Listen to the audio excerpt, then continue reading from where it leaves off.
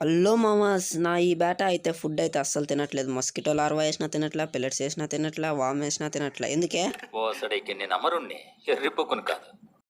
ఇలాంటప్పుడు ఏం చేయాలంటే మీరైతే సింపుల్గా ఒక వేరే బౌల్ తీసుకోండి, దాంట్లోకి అయితే రాక్ సాల్ట్ అయితే యాడ్ చేసుకోండి. ఇప్పుడు ఏం చేయాలంటే ఈ రాక్ సాల్ట్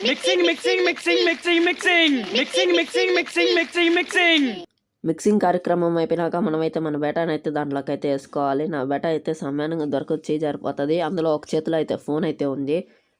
దీన్ని అయితే పట్టుకోవాలి. ఒక్క నిమిషం గైస్, నేనైతే కెమెరా అయితే పక్కన పెట్టేసి దీన్ని అయితే పట్టుకుని దొరికేసి అయ్యో తప్పించుకొనేసి ఒక్క సెకండ్ గైస్.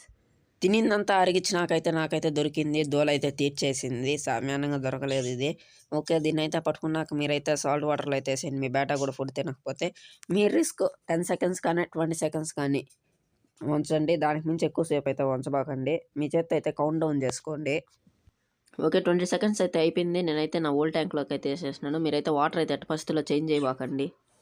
ఓకే గైస్, దీనికైతే ఇప్పుడైతే మనమైతే ఫీడ్ చేద్దాం. నేనైతే వెంటనే అయితే ఫీడ్ చేస్తానని, అది మీ ఇష్టం. మీరైతే కొంతసేపు వెయిట్ చేసినాక కూడా ఫీడ్ చేసినాకైతే ఆగదు.